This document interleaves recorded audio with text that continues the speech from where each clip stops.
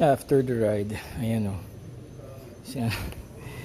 Yung heavy braking kanina. Ano lang tayo. Hindi pa. Nandito yung nandito yung sagad niya dito. So may allowance pa tayo na 10 mm. Very good. Maganda yung performance niya sa heavy braking kanina. Banayad yung bigay pero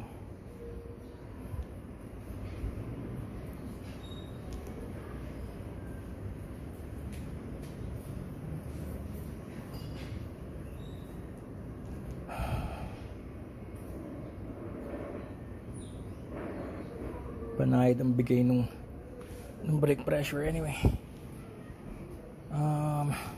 What else? Shock travel, anong shock travel natin?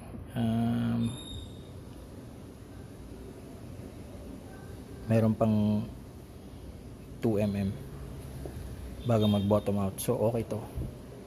2 mm before bottom out, okay yan. Eto naman yung front, yung fork, dapat mga 10 to 15 mm before bottom out.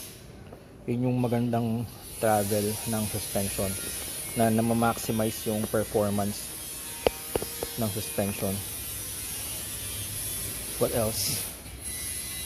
What else can I share after the ride? After the ride, wala naman na. Boring na tong motor ko. Di ba? Hindi ko pa siya na napapaabot sa kanyang full potential. Kasi yung tires, meron pa ring may chicken strips pa rin. So hindi ko pa naiihiga yung motor nung sagad sa profile ng tire niya. O yung front din, ganun din. Heavy braking naman, hindi ko pa siya napapaabot ng within 5 to 10 millimeters before bottom out sa fork. So hindi ko pa rin na-achieve yung full potential ng kanyang braking, ng front braking system. Tapos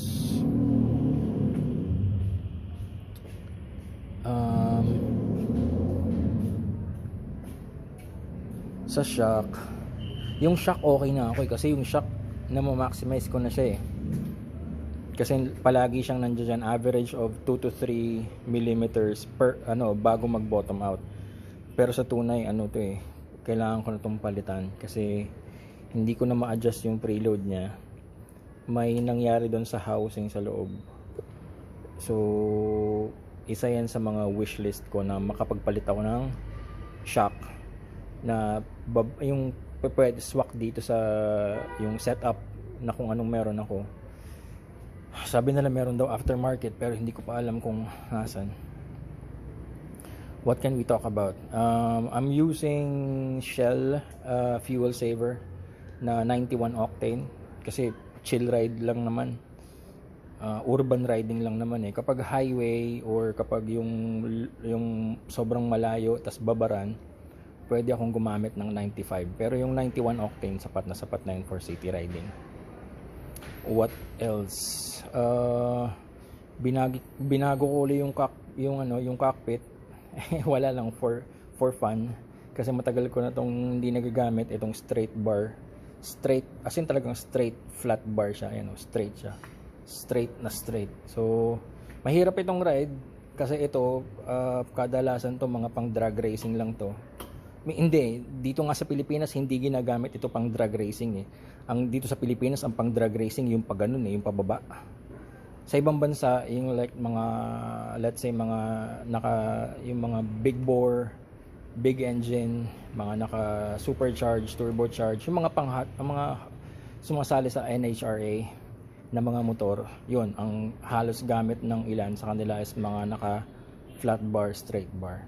So I don't recommend this for street riding kung magrereklamo lang kayo na magrereklamo.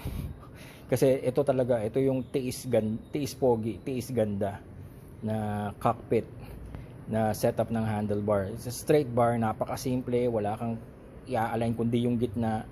Yun nga lang talagang marami kang isasakripisyo kasi like yung fitment ng brake lever kasi hindi mo na siya maitutungo kasi may tatama na siya dun sa sa stanchion, tapos ganun din sa clutch, and then yun nga, yung riding position na nakabuka siya, hindi siya advisable for everyone. Yeah, ako siguro kasi sanay na ako pero para sa iba hindi ko ito marirecommend. Ang gustong gusto ko dito sa flat bar na to kapag nasa corners na, believe it or not, ito yung pinaka paborito kong handlebar setup for cornering, aside from yung clip-ons. Yun nga lang, yung clip-ons kasi hindi ko nga pwedeng gawa ng clip-ons to si Octavia kasi may fitment issues. Kapag naka full lock to the right, full lock to the left, may fitment issues dito sa tangke at kung ano-ano pa. And then yun nga, yung installation ng brake lever, I have to change the brake master, I have to change the clutch, I have to find a way para iangat yung ilaw. Madaming trabaho. So far so good. Ito, online lang yun, siguro mga 300 lang yan sa Lazada. Hindi Lazada, ano ba to? Shopee ata to. Matagal na to sa akin, itong flat bar na to. This is my favorite for cornering, itong flat bar na to. Yan yung paborito ko kasi mas maganda yung counter steering inputs ko. Ano pa ba? After the ride sharing, I want to change back dun sa mas mataas na upuan. Sobrang nabababaan na ako dito. Pag itong upuan to, dalawang pa ako naka flat foot. Hindi naman mahalaga yung dalawang paa naka flat foot sa kalsada, hindi mahalaga yon. Ang mas mahalaga is yung left foot down. Yung left foot down technique, yung left foot lang, yan, yung left foot lang ang naka flat to the ground. Mas stable yon, tsaka for safety, maraming safety benefits yon compared to yung dalawang paa na.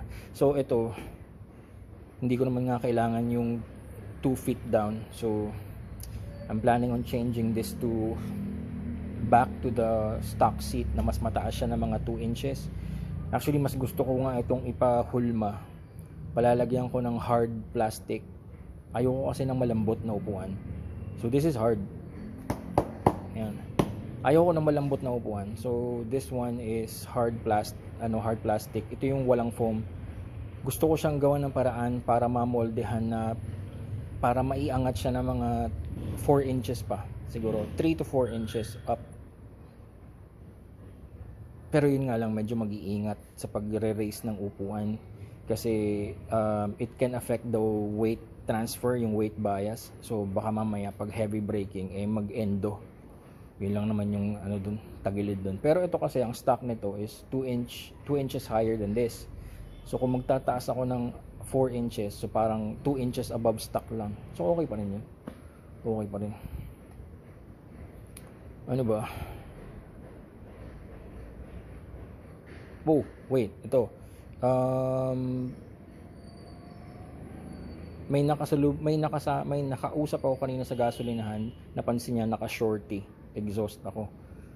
Ang kadalasan sa mga shorty exhaust, maganda yung kanyang lower RPM at saka yung kanyang mid-range, pero na siya, masyado na siyang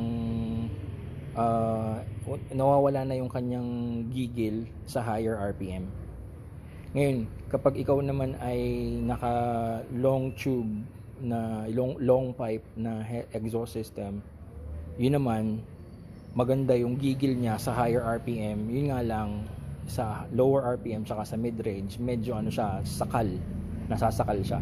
So it's a compromise. So mahirap talaga maghanap ng yung magandang timpla na lower RPM and middle RPM tapos meron pa ring gigil sa higher RPM. As in, believe it or not, 2006 ako nagsimulang mag DIY sa exhaust system ni Sofia. Hindi ito si Lucy ito na yung pumulit kay Sofia sa pagiging race car, pero si Sofia yung race car ko. Ako yung bumuo ng full system exhaust noon, and I went through a lot of designs para lang makuha yung magandang timpla ng lower RPM, mid RPM, and higher RPM power delivery. Mahirap gawin. Meron kang isa-sacrifice, hindi mo makukuha lahat. Ito ang gusto ko sa setup na to. Ang ganda ng mid-range nito. Meron pa akong isang shell. Yun naman, maganda yung low RPM to mid RPM. Ito kasi maganda naman to ng mid RPM to a little bit of high RPM ito. Tapos may pangatlo pa akong shell, yun yung gusto kong eksperimentuhin para para itono naman siya, i-design naman siya na pang higher RPM lang talaga. Yun nga lang, yung mga una kong attempts, palpak. Kasi sa lower RPM at sa mid RPM, talagang kumbaga, ang bagal ng pick up ng speed. So, depende yun sa kung ano yung gusto mo. So, ngayon, eto muna yung gusto ko kasi gusto ko ng mid-range.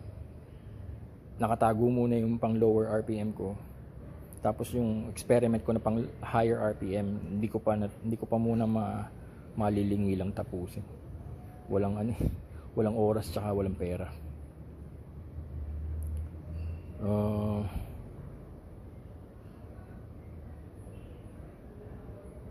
ba? After the ride, ano bang malapit na ako magpalit ng mga gulong. Malapit na rin ako magpa-service ng fork. Yung shock, papalitan ko na talaga yan. Yung fork, ipapa-service ko yan. Yun nga lang, gustong gusto ko na yung spring rate nito eh. Baka mamaya, tsaka yung kanyang damping. So, bumuebuelo pa ako kasi gusto ko pag pinaayos ko siya, yung sa marunong talaga. Yung may intindihan yung kung ano yung gusto ko in terms of damping and in terms of yung compression rebound. Although, ang iniisip ko dito, kung may pera lang talaga, pwede ako magpalit na ng aftermarket forks eh. Na inverted forks. Meron na ako nakita. Ang mahal-mahal nga lang sa ibang bansa. Pero kasi mahal kaya siya magmamahal dahil I have to change the brakes. And I have to change the front brake system. Wala eh. Hindi pa kaya ng plano at saka ng budget. So, but siguro naman yan, malapit ko nang ipa-service yung Ford. Hindi, okay pa siya. Walang problema dun sa kanyang laro, sa kanyang place, sa kanyang compression and rebound. Wala akong problema. Hindi ko mga na-maximize eh. Yun nga lang, alam ko yung langis niyan kinakailangan ng palitan kahit yung fork oil man lang. Tsaka yung mga seals siguro titingnan kung mas mabuti nang unahan mo kaysa sa ikaw yung abutin ng sira tapos saka mo mapipilitin ka rin namang ipagawa. Ganun din naman eh, gagastos din naman.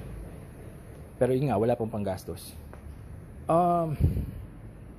Sira pa rin ang head bearing nito. hindi ko pa rin mapagawa. Ang mahal kasi sa yung sa pagkakatiwalaan ko, malayo at mahal. Ay, natok lang ako. Wait, ito nga pala. After the ride sharing, ginawan ko ng paraan na mailipat ko yung side mirror dun sa headlight assembly para mas streamline na siya ngayon. Mas mababa siya, it's away from the wind na yung kanyang drag, tapos functional pa rin naman kasi may nakikita pa rin ako. Ayan, maganda pa rin yung kanyang field of view. Pero from my perspective, pag tinitingnan ko na siya, so mas okay siya ngayon sa akin kasi hindi ako naalibadbaran sa itsura niya kasi yung katulad ng sobrang taas, sobrang lapad. Well, there's a reason kung bakit siya mataas at bakit siya malapad. There's a reason for that. Ayoko ng mga rason. Namigay ako ng stickers kanina sa daan. Meron naman ako nabigyang iba. So, ilan pa ba ito? Marami pa ito eh. So, and this is the first iteration. Ito. This is the first iteration. Suggestion sa akin ni Bessie. Dapat daw pinakat ko dito yung shape niya mismo pinakat ko. Yan, suggestion niya ni Madam Bessie. Kaso nga lang natitingnan ko kasi first version.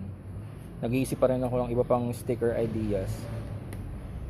At least kahit ngayon, kahit pa paano nakakapamigay na ako ng stickers kung may nanghihingi, kung may gusto.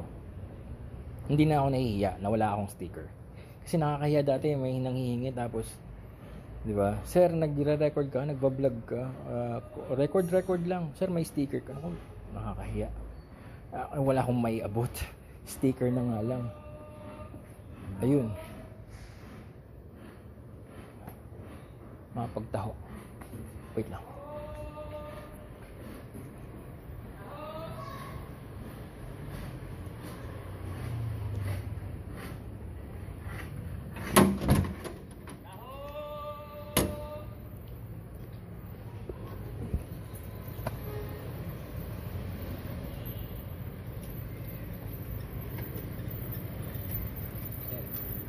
May 30 nga ano. Ayun, isa nga. Isa lang.